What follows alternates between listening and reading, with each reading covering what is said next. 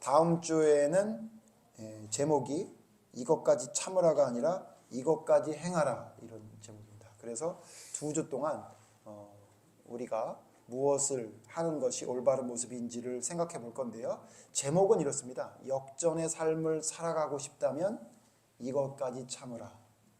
다음 주는요. 역전의 삶을 살아가고 싶다면 이것까지 행하라, 이런 제목입니다. 근데 너무 기니까 줄여서 이것까지 참으라라고 했습니다. 여러분, 며칠 전에 축구 보셨습니까? 우리나라 월드컵 했는데요.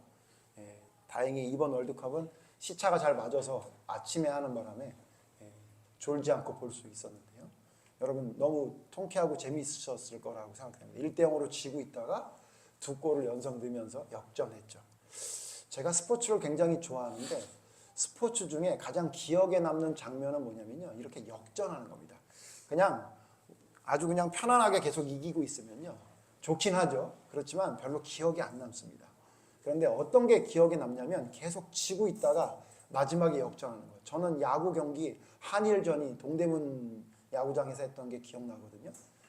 제가 너무 오래된 얘기라서 우리 친구들 아마 기억하지 못할지 모르겠는데 한대화가 선수였을 때, 막 김재박이 선수였을 때 그때 사인 미스가 나와가지고 뭐 번트를 했는데 뭐 말도 안 되는 번트를 하면서 그때 말도 안 되게 지고 있다가 홈런으로 역전하는 그 경기. 그때 여러분 대단했습니다. 동대문 야구장 앞이 완전히 인산인해가 돼가지고 교통도 다 통제되고 그냥 나오는 사람들이 막 만세 부르고 그랬던 기억이 나는데 그게 왜 그러냐면 한참 지고 있다가 마지막에 역전했단 말이죠. 여러분, 역전이 재밌죠.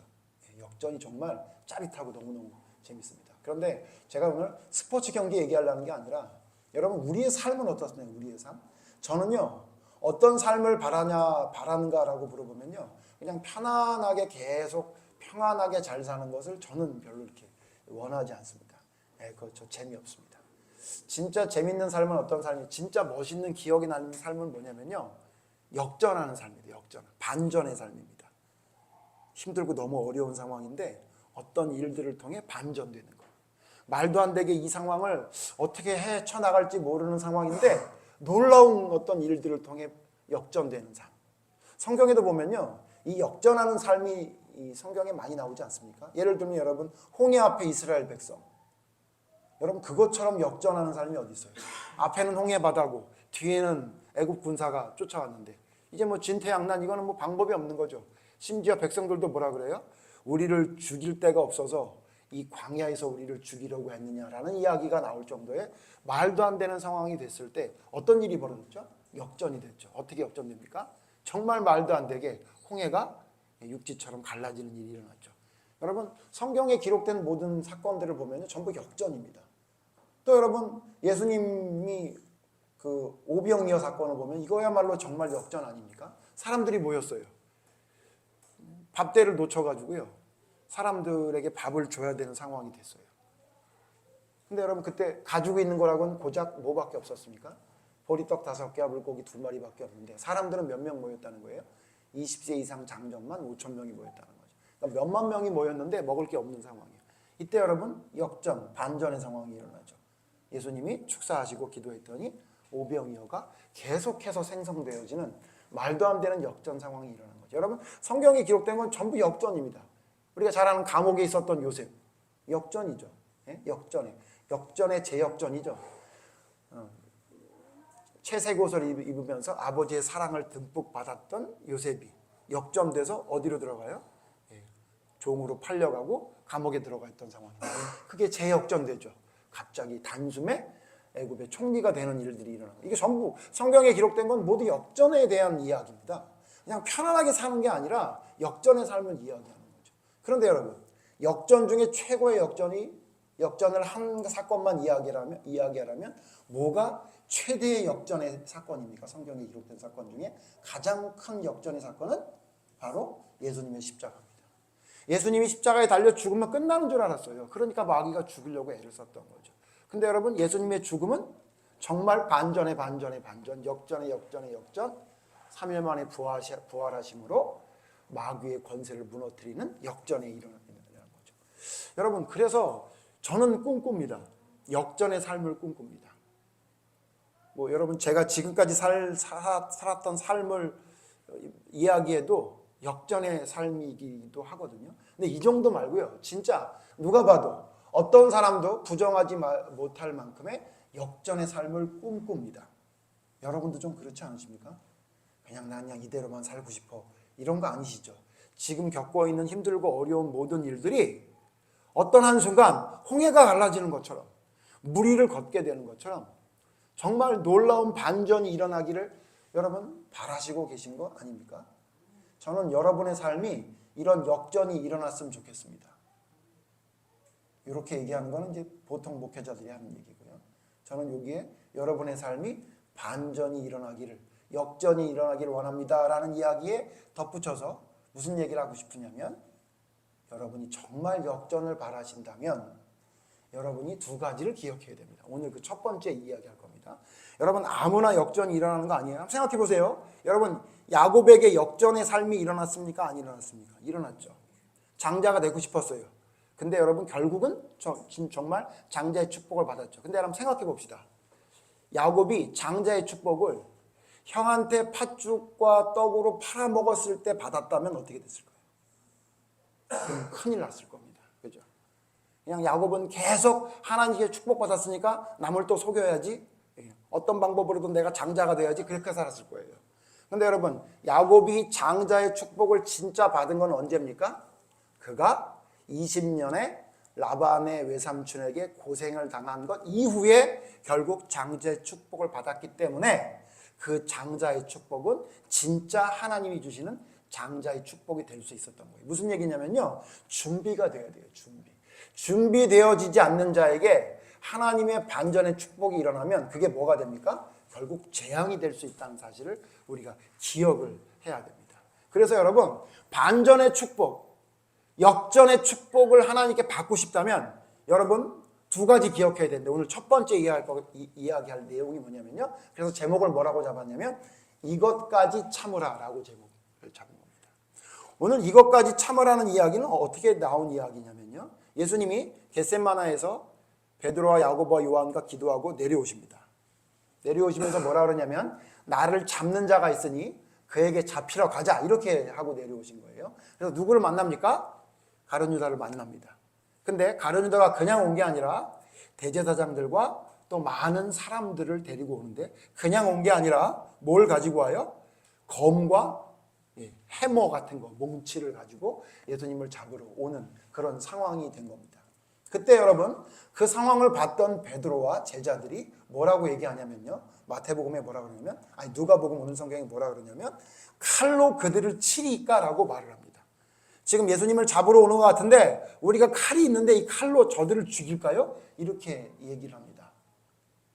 그래서 실제로 베드로는 칼을 뽑아서 여기 지금 그 중에 한 사람이라고 누가복음에 기록되는데 마태복음과 사복음서에 있는 내용, 특히 요한복음에 있는 말씀을 보면 여기 지금 칼을 빼서 휘두른 사람 누구라고 여러분 알고 계시죠?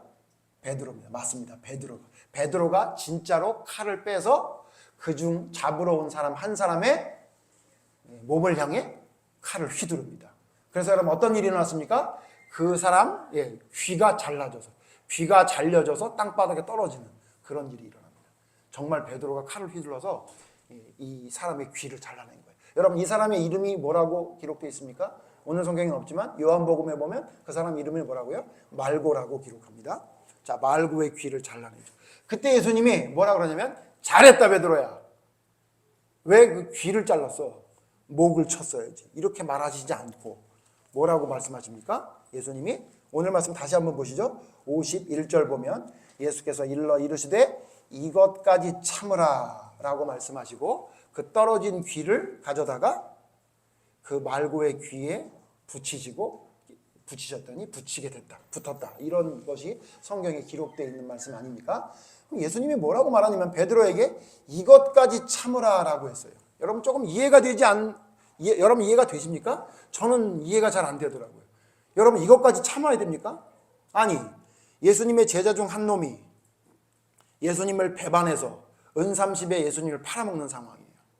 더군다나 그냥 지가 온 게 아니라 사람들을 검과 몽치를 가지고 와서 예수님을 마치 중한 죄를 진 사람처럼 취급하면서 예수님을 잡아가려고 하니, 아니 당연히 제자된 베드로로서는 뭘 하는 게 맞아요? 그들을 막아서서 그들을 응징하는 게 맞지 않습니까? 근데 예수님이 뭐라고 얘기하냐면 그것까지 참으래요. 자, 그러면 이 말씀을 왜 하셨는지를 좀 찾아봐야 될 것 같습니다. 이것까지 참으라라는 얘기는, 여러분 참으라는 얘기는 인내하라는 얘기죠. 그럼 무슨 얘기예요? 여러분 참으라, 인내하라는 얘기는 무슨 얘기예요? 이 말에는 뭐가 포함되어 있는 거죠? 네가 지금 하려고 하는 것을 하지 말라는 얘기죠. 그러니까 여러분 인내라고 하는 건 뭐냐면요, 우리가 뭔가 하려고 하는 것을 하지 말라는 것을 의미하는 경우가 많아요. 그러니까 믿음의 삶을 살아갈 때 하지 말아야 될 것이 있다는 걸 말씀하신 건데, 도대체 예수님은 왜 이거를 하지 말라고 했을까요? 이것까지 참으라고 했을까요? 이유가 뭘까요? 먼저 이유를 살펴보기 전에 여러분 누가복음 8장 15절 말씀을 먼저 한번 찾아보십시오. 누가복음 8장 15절에 보면 참는 것이 중요하다는 것을 알 수 있는 말씀이 있습니다. 누가복음 8장 15절 같이 읽죠. 누가복음 8장 15절 시작. 좋은 땅에 있다는 것은 인내로 결신하는 자니라. 여러분 잘 아는 씨 뿌리는 자의 비유, 누가복음에는 특별히 뭐라고 얘기하냐면요, 너희가 하나님의 말씀을 듣고 지키는데 뭐 하냐면 인내로 결신하라 그래요. 그러니까 여러분 무슨 얘기냐면요, 인내라고 얘기하는 건 필수 불가결한 필요 충분 조건이라는 얘기예요. 반드시 있어야 된다는 거예요. 누구에게? 좋은 땅에 결실을 맺는 자. 쉽게 말하면 진짜 올바른 믿음의 사람에게는 반드시 있어야 될 게 뭐냐면 인내라는 얘기예요. 참는 거란 얘기예요. 또한 여러분 성경 한 군데 더 찾아보면요, 로마서 15장 4절 한번 찾아보십시오. 로마서 15장 4절. 로마서 15장 4절에는 이렇게 말하고 있어요. 로마서 15장 4절 같이 읽으시죠. 로마서 15장 4절 시작. 무엇이든지 전에 기록된 바는 우리의 교훈을 위하여 기록된 것이니 우리로 하여금 인내로 또는 성경의 위로로 소망을 가지게 함이니라. 그래서 여러분 5절 보시면 뭐라고 했냐면 이제 인내와 위로의 하나님이 이렇게 말합니다. 여러분 진짜 믿음이 뭔지 아십니까? 성경에서 우리에게 말씀하시는 두 가지 큰 기둥이 있는데 그게 뭐냐면 인내와 위로라는 얘기예요. 그래서 하나님을 뭐라고 그랬냐면 인내와 위로의 하나님이래요. 하나님은요 우리에게 두 가지를 요구하세요. 뭐냐면 또 우리에게 두 가지를 주시는 분이에요. 위로를 주시는 분이기도 하지만 우리에게 뭐도 주시냐면요 인내할 과제를 주시는 하나님이기도 하다는 말이에요. 그러니까 여러분 우리가 성경을 통해 어떤 걸 얻어야 되냐면 위로의 소망을 얻어야 돼요. 성경 말씀을 보고 하나님 말씀을 들으면 위로의 소망을 얻는 사람이 돼야 되죠. 그러나 여러분 잊지 말아야 할 한 가지 기억할 게 뭐냐면요 우리에게 인내의 소망을 주시는 것이 하나님의 말씀이에요. 그렇기 때문에 성경은 하나님이 우리에게 두 가지를 말씀하고 계세요. 위로와 인내를 말씀하고 있어요. 그러므로 하나님이 우리를 위로하시는 하나님이라는 것만 너무 강조하게 되면 뭐가 점점 줄어들게 되고 문제가 생기냐면 인내하지 못하는 사람이 돼요. 여러분 주변에 있는 믿음의 사람 한번 생각해 보세요. 그가 하나님께 위로받으려는 하는 사람이죠. 하나님의 위로를 바라고 하나님이 위로해 주시기를 바라는 사람이잖아요. 근데 여러분 하나님의 위로에 집중하는 사람을 자세히 살펴보십시오. 근데 그 사람에게 모자란 게 여러분 그 사람에게 어떤 게 모자란 게 보입니까? 혹시 그 사람 잘 인내하지 못하는 거 보이지 않습니까? 저는 여러분도 좀 그런데요. 여러분이 하나님께 위로를 구하죠. 하나님 나의 힘들고 모든 상황을 위로해 주세요. 하나님 내가 너무 힘듭니다. 나에게 위로해 주세요. 여러분 이것만 너무 강조하게 되면 나타나는 현상이 뭐냐면요 인내하지 못합니다. 그래서 어떤 조금만 일만 생기면 너무 힘들어합니다. 그리고 말로 불평과 원망과 누군가를 탓하는 이야기가 그냥 술술술 나옵니다. 그리고 하나님께 가서 뭐라고 얘기하냐면 하나님 너무 힘들어요. 저 위로해 주세요. 그래요. 그리고 하나님께 위로받으면 또 나가서 뭐합니까? 미움과 원망과 힘든 이야기를 또 얘기합니다. 그리고 또 하나님께 와서 또 뭐합니까? 위로받고 또 나가서 뭐합니까? 원망과 여러분 혹시 여러분의 삶이 그러지 않아요? 여러분 이거는 성경적으로 볼 때 굉장히 잘못된 겁니다. 뭐냐면요 동전의 한 면만 바라보고 있는 것과 똑같아요. 성경에 뭐라고 얘기하냐면요, 하나님의 말씀은 우리에게 뭘 주냐면 소망을 주는데 두 가지 소망을 준답니다. 어떤 소망? 위로의 소망과 또 하나 뭐예요? 인내의 소망을 준대요. 그러니까 하나님의 말씀은 우리로 하여금 미래를 바라보고 위로하는 소망이 되기도 하지만 우리에게 뭐라고 말하냐면 인내로서 믿음을 온전히 이루라는 말씀을 우리에게 주는 말씀이에요. 그렇기 때문에 진짜 믿음의 사람은요, 위로만 바라는 사람이 아니라 인내를 각오하는 사람입니다. 그래서 하나님을 어떤 하나님이래요? 인내와 위로의 하나님이다. 여러분 자꾸 위로의 하나님만 생각하지 말고요, 우리를 인내하시는 하나님이기도 하지만 우리로 하여금 인내하게끔 만드시는 하나님이라는 사실도 여러분 기억해야 진짜 믿음입니다. 그만큼 인내가 중요하다는 거예요. 그러면 여러분 왜 우리에게 인내하라고 하실까요? 왜 우리에게 오늘 성경 말씀, 오늘 본문 말씀처럼 왜 베드로에게 이것까지 참으라 그랬을까요? 자, 먼저 참아야 하는 이유에 대해서 생각해 보겠습니다. 우리가 왜 참아야 하는지. 첫 번째 뭐냐면요, 우리가 참아야 하는 이유는 뭐냐면요, 우리는 모순된 존재이기 때문에 그래요. 우리는 모순된 존재예요. 좀 더 쉽게 말하면요, 우리는 내로남불을 정말 잘하는 존재이기 때문에 우리는 참아야 합니다. 오늘 성경 말씀에 베드로가 여러분 대표적으로 모순된 존재죠. 내로남불하는 존재예요. 성경 말씀 보실까요? 마태복음 26장 찾아보세요. 마태복음 26장 33절을 보겠습니다. 마태복음 26장 33절에 보면 베드로의 모습이 나옵니다. 마태복음 26장 33절 같이 읽으시죠. 마태복음 26장 33절 시작. 베드로가 대답하여 이르되, 여러분 이 최후의 만찬 자리에서 했던 얘기예요. 예수님과 마지막 식사를 하면서 예수님이 이제 죽을 거다, 이제 너희 중에 한 사람이 나를 팔 거다라고 하니까 베드로가 뭐라고 얘기하냐면 모든 사람은 주를 버릴지라도 나는 결코 버리지 않겠나이라고 얘기했던 게 베드로예요. 여러분 이 얼마나 비장한 각오입니까? 다른 사람은 다 버려도 나는 절대 버리지 않겠습니다. 대단한 각오죠. 그 다음에 여러분 뒤에 33절 말고 35절 같이 읽으시죠. 시작. 베드로가 이르되 내가 주와 함께 죽을지언정 주를 부인하지 않겠나이다 하고 모든 제자도 그와 같이 말하니라. 여러분 베드로가 또 뭐라고 말했냐면 내가 주와 함께 죽을지언정 주를 모른다고 하지 않겠습니다. 이렇게 말했던 사람이에요. 이거 언제 말한 거죠? 언제 말한 거죠? 예, 최후의 만찬 때. 근데 여러분 이 말이 얼마나 갔죠? 하루도 못 갔어요. 여러분 우리가 왜 참아야 되는지 아세요? 우리가 왜 참아야 되냐면요, 우리는 모순된 존재예요. 여러분 이렇게 말하고 베드로가 어떻게 했습니까? 부인하는 정도가 아니라 어떻게 해요? 맹세하고 부인하고, 맹세하고 부인하는 걸로 모자라서 어떻게 해요? 저주하고 맹세하고 부인했던 것이 하루도 못 가서 베드로가 됐던 거죠. 근데 그 베드로가 지금 뭐 했던 거예요? 그렇게 죽을지언정 주를 떠나지 않겠습니다 라고 했던 베드로가 지금 뭐예요? 칼을 빼들었어요. 그리고 누구의 귀를 잘랐어요? 말구의 귀를 잘랐어요. 저는 이렇게 휘둘렀던 베드로 어떻게 됩니까? 예수님이 잡히자마자 도망갔습니다. 여러분 우리가 왜 참아야 되는지 아세요? 우리의 감정, 우리의 결단, 우리의 판단, 우리의 생각은요 모자라요. 모순된 사람이라고. 여러분 생각하는 게 여러분 정말 옳다고 생각하십니까? 그런 사람이 제일 불쌍한 사람이에요. 여러분이 판단하는 게 항상 옳다고 생각하세요? 그 사람 정말 위험한 사람입니다. 여러분의 결단이 무엇인가 이룰 거라고 여러분 정말 믿습니까? 여러분 착각하고 있는 겁니다. 여러분의 감정이 진짜 옳다고 생각하십니까? 아니요. 여러분 우리는 정말로 모순된 존재입니다.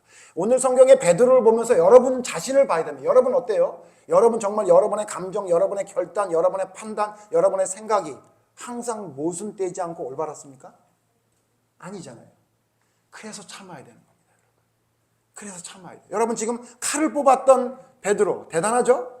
이 대단했던 베드로가 어떻게 됐습니까? 얼마 가지 않아서 여러분 잘 아시는, 좀 전에 말했지만 예수님을 부인하고 맹세하고 저주하면서 부인했죠.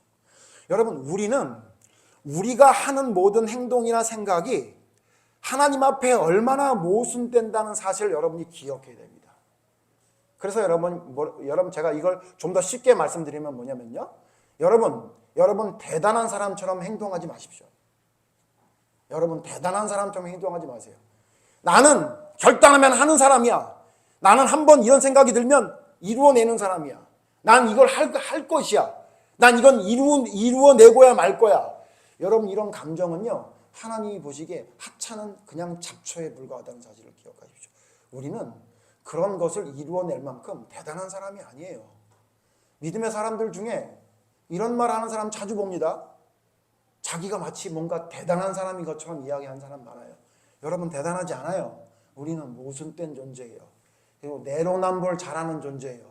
남에게는 철저히 모든 잣대를 들어서 먼지까지 털어서 그것이 무슨 문제인지를 얘기할 수 있을 정도로 예리한 눈을 가졌는데 자기 자신에게는 한없이 관대한 존재가 우리 아닙니까? 예수님 뭐라 그랬어요? 그래서 네가 뭐는 못 보고 네 눈에 있는 들보는 못 보고 남의 있는 눈에 있는 티만 본다 그랬죠. 그러니까 뭐라 그래요? 남의 있는 티 보지 말고 뭐부터 먼저 보래요? 네 눈에 있는 들보부터 봐라.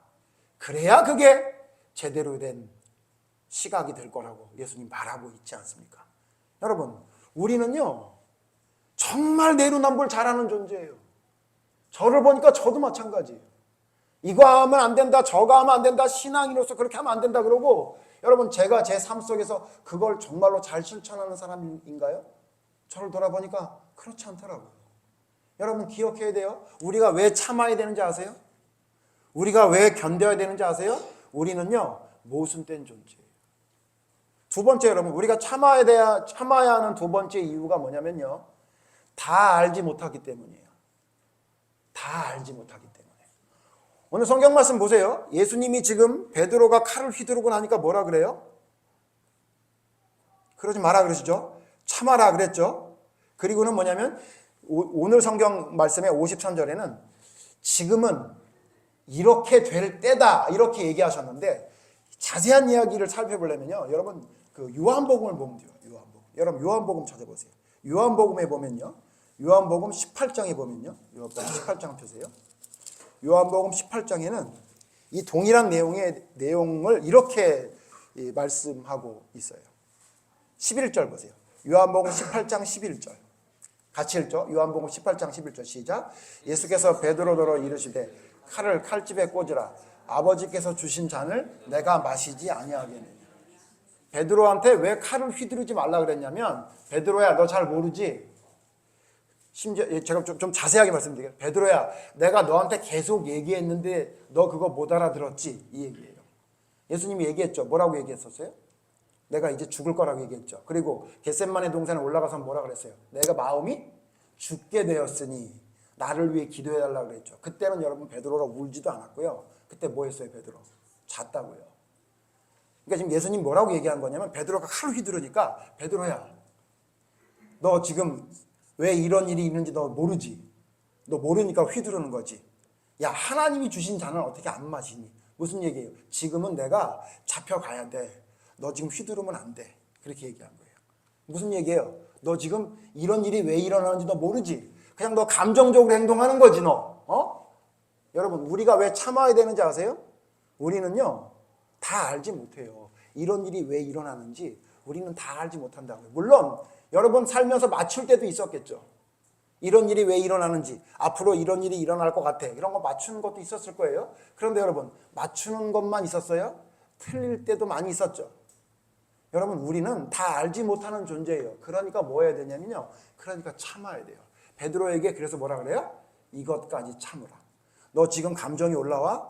너 나를 지키려고 의로운 마음이 올라와, 선한 일이라고 생각돼가지고 칼을 휘둘러? 근데 있잖아 베드로야, 이것도 참아. 왜 참으라 그랬냐면 너 모순된 존재야. 너 조금 있으면 배반할 거야. 그리고 베드로야 내가 잡혀가야 돼. 너 지금 이 일이 왜 일어나는지 너 모르잖아. 모르고 막 감정적으로 막 행동하는 거잖아. 그러니까 이거 참아라 이렇게 얘기한 거예요. 또 하나, 이건 여러분 제 뇌피셜인데요. 왜 참으라고 했는데, 왜 다 알지 못하는 건 예수님이 왜 잡혔는지를 알지 못했던 건데, 또 하나 여러분 뭘 알지 못했냐면요, 요한복음 지금 읽었던 18장 11절 말고 10절 한번 읽어주세요. 10절 같이 읽죠. 시작. 이에 시몬 베드로가 칼을 가졌는데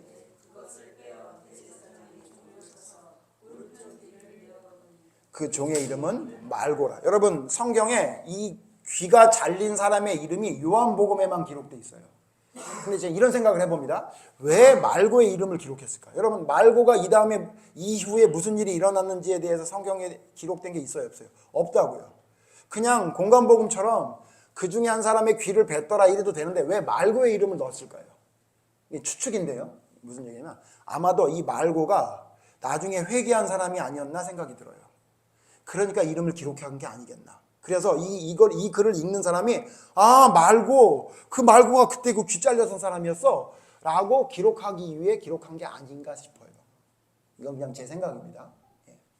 근데 만약에 그렇다면 베드로가 이 사람 귀 자르면 돼요, 안 돼요? 안 되는 거죠. 지금 네가 지금 칼로 그 사람을 죽이려고 했던 사람이 누군지를 우리가 압니까, 모릅니까? 우리 모른다고요. 십자가상의 강도처럼 그 사람이 어떤 사람인지 알아요? 그 사람이 어떻게 될지 알아요?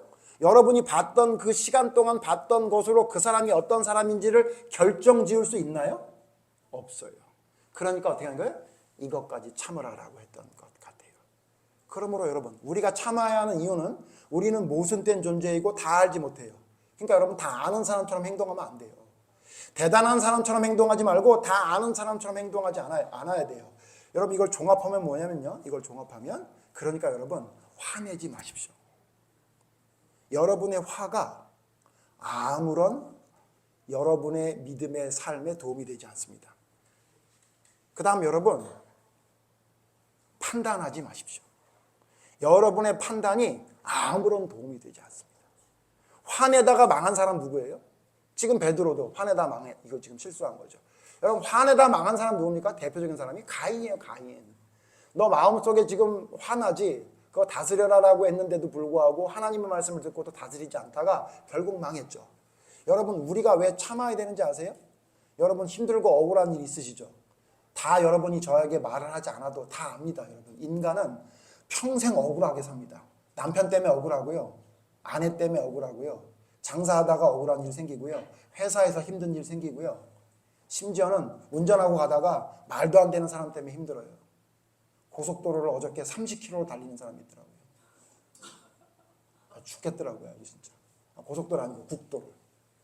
차선도 하나밖에 없는데 아주 그냥 죽겠더라고요. 30km로 달리고 있어요. 어떻게 반대로 치고 나가고 싶은데 반대엔 차가 또 이렇게 많이 오는지 밤인데. 화가 나죠? 여러분 그 화를 우리가 참아야 하는 이유가 뭐냐면요. 하나님의 의를 이루지 못하기 때문이에요. 여러분이 하는 판단, 여러분 진짜 제대로 된 판단인 것 같으세요? 여러분 여러분의 판단이 얼마나 한심한지를 뭘 보면 알 수 있어요? 욥의 세 친구의 말씀을 읽어보시라고요. 다 맞는 말이라고요. 다 맞는 말, 틀린 말이 한 개도 없어요. 근데 다 틀린 말이었잖아요. 그러므로 우리의 판단이 왜 참아야 되냐면 옳은 것 같지만 다 틀릴 수 있기 때문에 여러분. 그래서 우린 참아야 되는 겁니다. 누구를 미워하면 안 돼요, 여러분. 미워하는 거 내버려 두면 어떻게 돼요? 사울왕처럼 되는 거예요. 그만 미워해도 되잖아요. 죽일 수 있었는데 살려주는 일도 2번이나 있었잖아요. 그래도 계속 사울은 어떻게 합니까? 계속 미워합니다. 결국 어떻게 됐어요? 그 미움 때문에 하나님께 미움받았죠. 여러분 우리가 왜 참아야 하는지 아십니까? 우리가 왜 참아야 되냐면 우리는 모순된 존재예요. 우리는 다 알지 못해요. 이런 일이 왜 일어났는지, 도대체 이런 일들이 왜 우리 앞에 펼쳐지는지 우리가 알 도리가 없어요. 그러므로 우리는 뭐 해야 됩니까? 하나님의 말씀의 기준으로 참아야 하는 거예요. 우리는 다 알 수 없어요. 우리는 모순된 존재이기 때문에 참아야 됩니다. 그래서 여러분 성경엔 뭐라고 말합니까? 형제를 사랑하지 않는 자는 어떻게 하는 자래요? 하나님을 사랑하지 않는 거라고. 하나님을 사랑한다 하면서 형제를 사랑하지 않는 자는 거짓말하는 자라고 요한일서에서 우리에게 말씀하고 있는 이유가 그겁니다. 왜냐하면 우리가 지금 판단하고 생각하는 것이 옳지 않기 때문에. 그래서 예수님은 베드로에게 이것까지 참으라라고 이야기합니다. 그렇다면 여러분 우리에게는 이것까지의 이것이 뭘까요? 우리에게 베드로에게 이것은 뭐냐면 너 지금 칼로 예수님을 잡으러 오는 자를 죽이려는 마음이 있지? 너 그것까지 참아야 돼 라고 얘기한 것 같은데요. 그러면 우리에게 지금 말씀하시는 너 그것까지 참아라 이것이 뭘까요? 여러분 이것이 뭐냐면요, 제가 자주 말씀드리는 건데 내가 할 수 있는 것을 말하는 게 아니에요. 혹은 내가 할 수 있는 가능성 있는 걸 얘기하는 게 아니라고요. 여기서 예수님이 베드로에게 이것까지 참으라고 얘기한 건 뭐냐면 베드로가 도저히 참을 수 없었던 것을 이야기한 거예요. 그렇다면 하나님은 지금 이 말씀을 통해 우리에게도 요구하세요. 너 이거 못하지. 너 이거는 죽어도 못하겠지. 그것까지 참으라라고 이야기한 거예요. 여러분이 원래 할 수 있는 거 그 정도 말고요. 아니면 내가 좀 열심히 하면 될 것 같다고 생각했던 그런 거 말고요. 난 이거 죽어도 못 갈 것 같아. 라고 했던 그거예요. 사실 죽으면 원래 못하는 건데 우리가 그런 자기의 어떤 마음의 심정을 표현하기 위해 과장법을 쓰고 있잖아요. 난 이거 죽었다 깨어나도 못할 것 같아 라고 하는 그것들을 여기 성경이 뭐라고 얘기하는 거냐면 오늘 말씀을 통해 너 그거 참아야 돼. 너 그거 하지 마. 너 자꾸 화가 나? 자꾸 못 견디겠어? 자꾸 원망하는 마음이 생겨? 누군가 미운 마음이 생겨? 너 그거 참아야 돼. 너 그거 안 참으면 안 돼. 여러분 베드로가 이때 참지 못하는 이 모습 그대로 갔다고 생각해 보세요. 그래서 사도행전의 초대교회 상황으로 가봅시다. 베드로의 이 모습 그대로 초대교회 상황에 가요. 근데 베드로를 잡으러 오는 사람이 있어요. 그때 베드로가 어떻게 사도행전에 감옥에 갇혔어. 그랬다 감옥 문이 열리는 감옥에서 빠져나오는 놀라운 사건을 경험했었잖아요. 근데 여러분 이대로 베드로가 변하지 않고 요때 칼을 휘두르던 베드로의 모습이 그대로 사도행전으로 가면 베드로가 자기를 잡으러 온 자를 어떻게 했겠어요? 또 칼로 휘둘렀겠죠. 그렇죠? 그리고 어떻게 돼요? 그들과 싸우려고 했겠죠. 그 베드로의 모습이 진짜 예수님의 제자의 모습이었겠어요? 아니죠. 그러니까 예수님 뭐라고 해요? 너 그것도 참아라. 그것까지 참아라. 너 이 성품 바뀌지 않으면 너 힘들어. 너 그 성품 때문에 말 함부로 하지? 너 그 성품 때문에 쉽게 행동하지 너. 제자들은 다 버릴지라도 네가 제일 열심히 버릴 건데 너 그런 얘기하지? 너 지금 이 성품 변하지 않으면 너 힘들어 라고 말씀하신 거예요. 여러분 지금 이 말씀이 우리에게도 향하는 거예요. 너 그 가지고 있는 그 성품 변하지 않으면 너 안 바뀌어. 너 성장할 수가 없어. 여러분 믿음이 성장하고 있습니까? 여러분 믿음이 계속해서 성장하고 있어요? 근데 여러분 성장하지 않고 그냥 계속 그 자리에 멈춰 있는 것 같아요. 그거 왜 그런지 아세요? 여러분 성품이 바뀌지 않아서 그래요. 그것까지 참지 못해서 그래요. 그러면 여러분 맨날 그 자리에서 머물러 있는 겁니다. 그러면 여러분 참아야 하는 이유는 살펴봤습니다. 그러면 언제까지 참아야 할까요? 언제까지 참아야 할까요? 언제까지? 야고보서 5장 7절 보면 언제까지인지 말하고 있습니다. 항상 성경은 제가 여러분에게 드린 말씀보다 더 심합니다. 저는 여러분에게 뭐라고 말씀드려요? 언제까지 참으라 그랬어요? 죽을 때까지 참으라 그랬죠. 성경은 뭐라고 말할까요? 야고보서 5장 7절 보세요. 야고보서 5장 7절 같이 읽죠. 시작. 그러므로 형제들아 주께서 강림하시기까지 길이 참으라. 보라 농부가 땅에서 나는 귀한 열매를 바라고 길이 참아 이른 비와 늦은 비를 기다리나니. 마치 농부가 기다리는 것처럼 언제까지 기다려요? 주의 강림하실 때까지. 예수님 언제 강림하세요? 여러분 예수님 언제 재림하십니까? 알아요 몰라요? 모르죠. 그러니까 어떻게 하라는 거예요? 끝까지 참으라는 거죠. 이게 성경에서 말하는 진짜 인내하는 사람의 모습이라는 사실을 여러분 기억해야 합니다. 여러분 언제까지 참아야 됩니까? 예수님이 강림할 때까지. 예수님이 재림할 때까지 참아야 합니다. 그게 성경에서 말하는 올바른 인내하는 참을 수 있는 성경에서 말하는 올바르게 참는 사람의 삶이라는 사실을 기억하셔야 합니다. 자 이제 여러분 말씀을 좀 마치려고 합니다. 여러분 어때요? 여러분 잘 참고 있습니까? 여러분 그것까지 잘 참고 계십니까? 아니면 잘 참는 것 같다가 어떤 상황이 되면 갑자기 돌변해서 예전에 옛사람의 모습이 자꾸 드러나고 있는 것은 아닙니까? 저는 1년에 지금 우리나라에서 벌어지는 사태나 전 세계적으로 일어나는 여러 가지 전쟁을 통해서 여러분에게 드릴 말씀이 참 많습니다. 그런데 제가 이런 말씀을 드리는 것은 준비되어 있지 않는 자가 무엇인가 하려고 하는 것은 더 위험하다는 것을 너무 깨닫게, 저의 삶을 통해서도 깨닫고 있기 때문에 여러분에게 오늘도 이런 시국에도 여러분에게 이런 말씀을 드리는 것은 뭐냐면, 여러분 그것까지 참으셔야 됩니다. 그것까지 참지 않는 신앙이 되면 여러분이 아무리 뭔가 대단한 걸 한다고 해도 베드로처럼 말고의 귀를 자르는 일 말고는 더 이상 나아갈 수 있는 일이 없다는 사실을 기억하셔야 합니다. 그래서 여러분, 우리가 이와 같은 것들을 참아야 되는 이유는 뭐냐면요, 이게 성경에서 말하는 진짜 사랑이기 때문에 그럽니다. 마지막 성경 몇 군데 찾아보고 마칩니다. 고린도후서 13장 5절 보죠. 고린도후서 13장 5절. 고린도후서 13장 5절.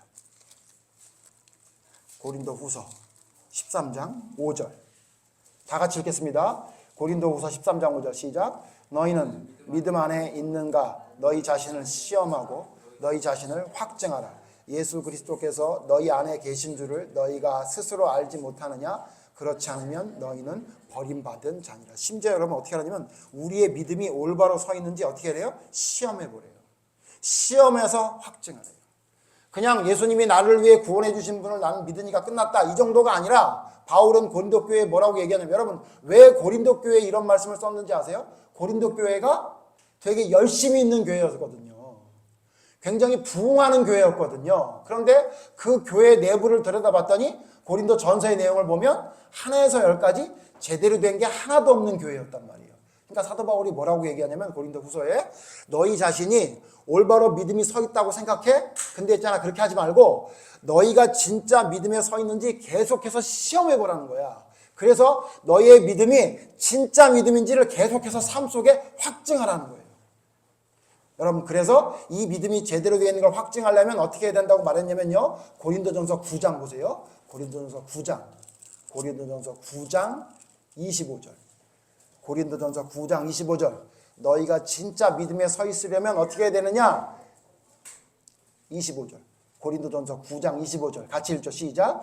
이기기를 다투는 자마다 모든 일에 절제하나니 그들은 썩을 승리의 관을 얻고자 하되 우리는 썩지 아니할 것을 얻고자 하노라. 27절 있죠. 27절 시작. 내가 내 몸을 쳐 복종하게 함은 내가 남에게 전파한 후에 자신이 도리어 버림을 당할까 두려움이라. 어떻게 한대요? 내가 하나님 앞에 올바르기 위해 절제하는데 어떤 절제예요? 내 몸을 쳐서 복종하게 한대요. 무슨 얘기예요? 내게 있는 감정들, 나의 결단이나 나의 생각들, 나의 판단들을 어떻게 하라는 거예요? 쳐서 복종을 해요. 뭘로요? 하나님의 기준으로 쳐서 복종하는 것이 있어야만, 그래야 승리를 얻을 수 있다고 성경에 말하고 있어요. 그러므로 여러분, 이제 여러분 뭘 하시냐면요, 여러분의 삶 속에 이렇게 말하는 간증이 있기를 바랍니다. 나는 이것까지 참아봤다. 이런 간증이 여러분에게 있기를 바랍니다. 목사님, 성도 여러분, 저는요 이것까지 참아봤습니다 라고 얘기할 수 있는 여러분의 간증이었으면 좋겠어요. 그리고 또 나는 이것까지 절제해봤다. 난 이것까지 안 해봤다. 이런 간증을 할 수 있는 여러분이 되기를 바랍니다. 여러분 열심히 하고 있다고요? 근데 여러분 열심히 하고 있는 걸 여러분이 사람들 앞에서 간증할 수 있겠어요? 그러면 여러분 된 거예요. 근데 여러분 간증을 하기엔 조금 모자라 보여요? 그럼 여러분 그 정도 갖고 안 되는 거예요. 그것까지 참아야 돼요. 내가 사실은 원래 이런 사람이었는데, 내가 사실은 이런 힘든 상황이 있었는데 내가 이것까지 참아봤다 라고 부득불 자랑할 수 있는 여러분이 됐으면 좋겠어요. 다음 주에 보겠지만 고린도후서에 보면 거짓 교사들이 자꾸 자랑을 해요. 자기가 이것까지 참아봤다, 이것까지 해봤다고 얘기하니까 사도 바울이 뭐라 그래요? 나도 미련하게 부득불 자랑하노니, 그리고 자기가 얼마나 참았고 자기가 얼마나 견뎠는지에 대한 이야기를 쭉 얘기하죠. 여러분 그 간중에 한 줄을 쓸 수 있는 여러분의 참음이 있으면 좋겠어요.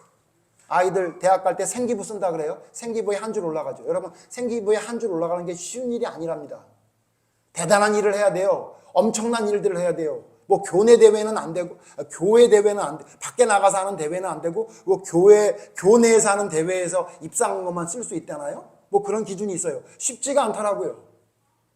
여러분, 여러분의 믿음의 간증의 책에 여러분이 몇 줄이나 쓸 수 있는 게 있어요. 여러분 남편 때문에 힘들어서 참고 있다고요? 그거 여러분 간증할 수 있어요? 사람들 앞에서 나는 이것까지 참은 사람이야 라고 얘기할 정도로 참고 있으세요? 그러면 여러분 다행인데, 그 정도는 아닌 것 같아요? 그러면 그 정도 갖고 안 되는 거예요. 예? 여러분, 누군가가 나를 해하고 미운 사람이 있어요. 내가 그 미운 사람을 위해서 기도하고 있다라고 얘기할 정도가 되려면 여러분 그 정도 갖고 안 되는 거죠. 그래서 성경은 뭐라고 말해요? 다윗 같은 사람, 다윗 정도에 한 줄 기록할 수 있는 거 아니에요? 나를 죽이려고 하는 사울 왕을 2번이나 살려줬다. 그 정도는 돼야 기록이 될 수 있는 거 아니에요? 그러므로 여러분, 나 이것까지 참아봤어, 나 이것까지 절제해봤어, 나 이것까지 안 해봤어 라는 간증이 여러분의 삶이 될 수 있도록, 여러분 삶 속에 참아야 될 거 못 참고 있는 거 뭔지, 여러분 정말 절제해야 될 게 있는데 절제하지 못하는 게 뭔지, 그때 필요한 노트가 무슨 노트예요? 실천 노트예요. 여러분 그거 안 쓰시죠? 쓰시는지 잘 모르겠는데 그걸 쓰시라고요. 내가 이거 참아야 되는데 못 참고 있네, 내 이것까지 절제해야 되는데 못 절제하고 있네, 내 이거 안 해야 되는데 하고 있네라는 거 여러분이 쓰셔서 그걸 여러분의 노트에 했다고 동그라미 치고 간증할 수 있는 사람이 됐으면 좋겠어요. 그렇게 준비된 자에게 하나님의 축복이 임할 때에 그게 진짜 역전하는 삶이 되는 겁니다. 준비되어 있지 않는 자에게 하나님의 축복을 받게 되면 그게 저주가 되는 것처럼 여러분이 이것까지 참는 삶을 살아가는 여러분이 되기를 바랍니다. 그때에 하나님의 역전의 삶이 여러분 삶에 나타날 거라고 생각됩니다. 뭔가 되는 것 같은데, 될 것 같은데 잘 안 돼요? 왜 그러냐면요, 그것까지 안 참아서 그래요. 여러분 그것까지 절제하지 않아서 그래요. 그러니까 요 정도 하고 하나님이 멈추신 거예요. 그런데 내가 이제 하나님 이것까지 참겠습니다, 내가 이것까지 절제하겠습니다, 다른 이유가 아니라 하나님이 내게 주신 사랑 때문에라도 내가 이것까지 참겠습니다, 내가 이것까지 절제하겠습니다, 내가 이거 안 하겠습니다 라고 여러분이 결단하고 그것이 삶으로 나타날 때 여러분의 삶에 반드시 형해가 갈라질 겁니다. 여러분의 삶에 반드시 오병이의 역사가 일어날 겁니다. 왜냐하면 그때의 하나님이 지금 똑같은 우리의 하나님이니까요. 그러므로 역전의 삶을 살아가고 싶다면, 놀라운 하나님의 기적과 같은 반전의 삶을 살고 싶다면 여러분이 먼저 뭘 하셔야 되냐면 그것까지 참으십시오. 여러분이 못하겠다고 하는 그것 참으셔야 됩니다. 그걸 절제하셔야 됩니다. 그때 하나님이 개입하셔서 놀라운 역사가, 반전의 역사가, 역전하는 놀라운 승리의 삶이 여러분의 삶으로 나타날 줄로 믿습니다. 저와 우리 교회가 이와 같은 역전의 삶을 살아내는 놀라운 기적이 일어나는 그런 일들이 우리 눈앞에 간증되어질 수 있는 그런 교회가 되기를 간절히 바랍니다. 기도하겠습니다. 하나님, 우리는 참으로 모순된 존재입니다. 더구나 다 알지 못하는 존재입니다. 그런데 하나님, 그런 존재가 자꾸 하나님인 채 할 때가 너무나 많습니다. 베드로는 칼을 빼들러 휘두르며 죽을지언정 주님을 떠나지 않겠다고 고백했지만 그의 고백은, 그의 행동은 아무것도 아니었습니다. 왜냐하면 그것까지 참을 줄 모르는 잘못된 성품이 아직도 남아 있었기 때문입니다. 하나님, 오늘 말씀을 통해 우리에게도 말씀하시는 것 같습니다. 이것까지 참고 있느냐? 이것까지 참을 수 있느냐? 너 이것까지 참고 있느냐고 우리에게 묻고 계신 것 같습니다. 하나님, 우리는 어떻게 살고 있습니까? 위로하시는 하나님만 바라보며 한없이 어린애처럼 내 감정을 위로해 달라고, 내 힘듦을 알아달라고만 말하고 있는 것 아닙니까? 하나님, 내 감정이 아니라 인내하기를 바라시는 하나님의 뜻을 바라보고 내 삶 속에 절제하며 이것까지 참는 것이 올바른 믿음이라는 사실을 기억하며 하나님의 뜻을 순종할 수 있는 저희가 될 수 있도록 인도해 주시옵소서. 그럴 때에, 그렇게 준비된 자가 될 때에, 그렇게 이것까지 참는 자가 됐을 때에 베드로를 통해 역사하셨던 놀라운 역사가 일어났고, 다윗을 통해 일어났던 그 놀라운 역사가 일어났으며, 모세를 통해 홍해가 갈라지는 놀라운 일들이 일어났던 것처럼 예수님이 그것까지 참으심을 통해 십자가에 달려 돌아가실 때에 놀라운 역전의 역사가 일어났던 것처럼 준비된 자가 되게 해 주시옵소서. 이것까지 참을 수 있는 믿음의 사람으로 변화될 수 있는 새로운, 또다시 거듭나게 되는 놀라운 거듭남의 재역사가 우리의 삶에 일어날 수 있도록 인도해 주셔서 하나님의 놀라운 일들이 우리의 삶 속에서도 일어났다고 간증할 수 있는 우리의 믿음의 간증의 삶이 되어줄 수 있도록 하나님 인도해 주시옵소서. 이것까지 참을 수 있는 자로 변화될 수 있도록 이끌어 주시기를 간절히 바라오며 예수님 이름으로 기도드립니다. 아멘.